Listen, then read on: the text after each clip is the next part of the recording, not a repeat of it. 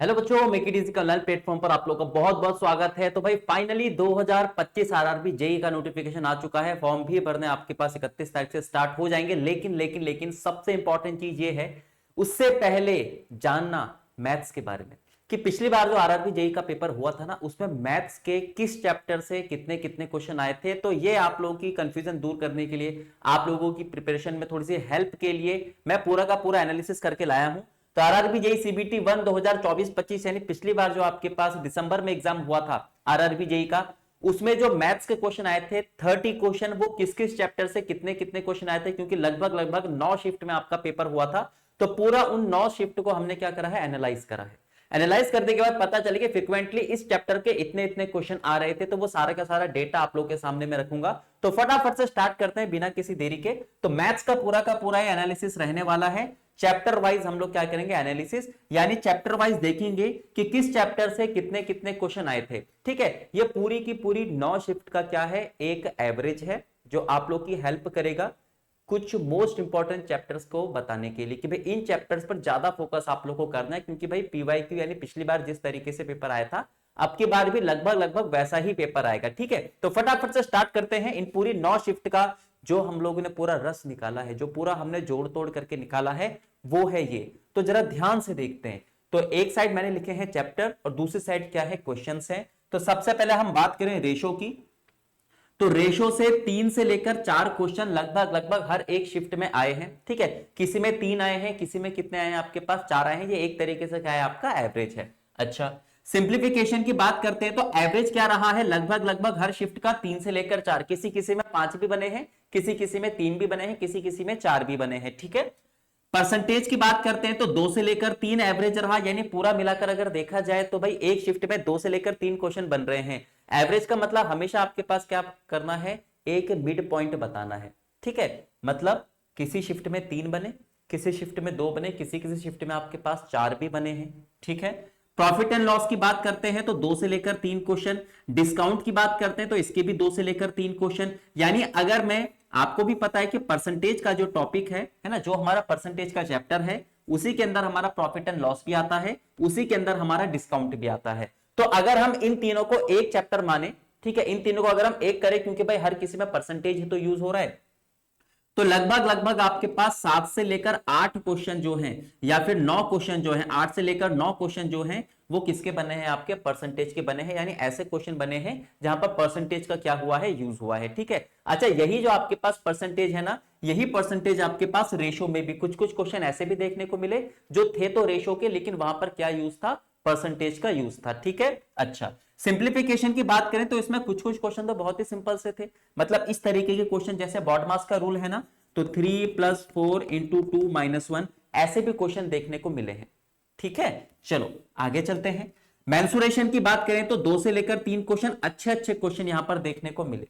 मतलब आपके पास 2D और 3D है ना, 2 डायमेंशनल और 3 डायमेंशनल कुछ क्वेश्चन आपके पास ट्रायंगल के एरिया से रिलेट करते हुए भी थे। मतलब अगर मेंसुरेशन की बात करें तो ज्यादातर क्वेश्चन जो है वो ट्रायंगल के एरिया से रिलेट करते हुए थे। ठीक है, अच्छा, सिंपल इंटरेस्ट, कंपाउंड इंटरेस्ट की बात करें तो इसके भी एवरेज के तौर पर लगभग 2 से लेकर 3 क्वेश्चन हर एक शिफ्ट में बने। टाइम स्पीड डिस्टेंस, इसी के अंदर आपके पास ट्रेन भी है, क्योंकि पूरा का पूरा एक ही आपके पास टॉपिक है। तो इनके टोटल मिलाकर 2, लगभग हर शिफ्ट में आपके 2-2 क्वेश्चन ही थे, 2 से कम ज्यादा नहीं थे। एल्जेब्राइक आइडेंटिटीज, ये भी आपके पास फ्री वाले क्वेश्चन थे। मतलब यहां पर क्या था कि एक सिंपल सा फॉर्मूला है, a+b+c का होल स्क्वायर, बताओ ये क्या होगा। और हर शिफ्ट में 2-2 क्वेश्चन देखने को मिले। हर शिफ्ट में कितने क्वेश्चन देखने को मिले, 2-2 क्वेश्चन यहां पर देखने को मिले। ठीक है, मतलब सिंपल सा था कि अगर आपको फॉर्मूला याद है तो सिंपल क्वेश्चन, नहीं याद है तो फिर कहां से कर पाएंगे उसको। स्टैटिस्टिक्स की अगर हम बात करते हैं तो इसके भी हर शिफ्ट में 2-2 क्वेश्चन थे।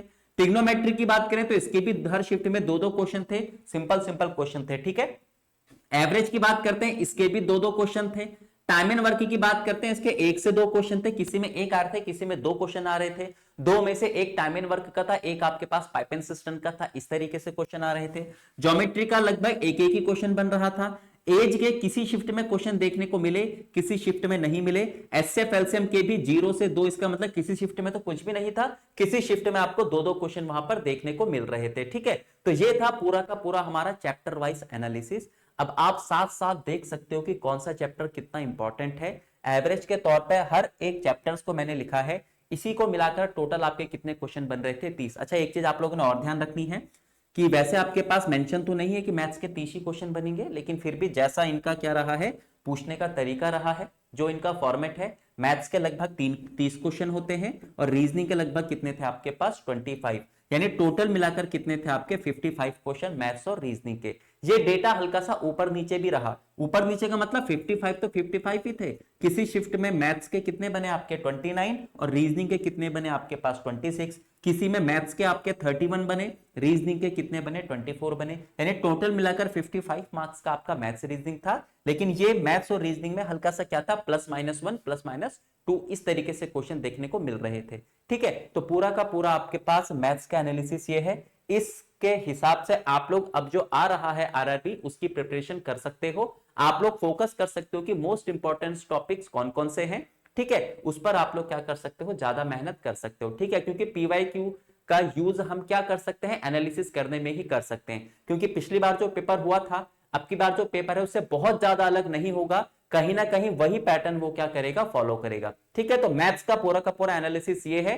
सेम ऐसे ही मैं आप लोगों के लिए रीजनिंग का भी एनालिसिस लेकर आऊंगा कि किस चैप्टर से कितने कितने क्वेश्चन बन रहे थे।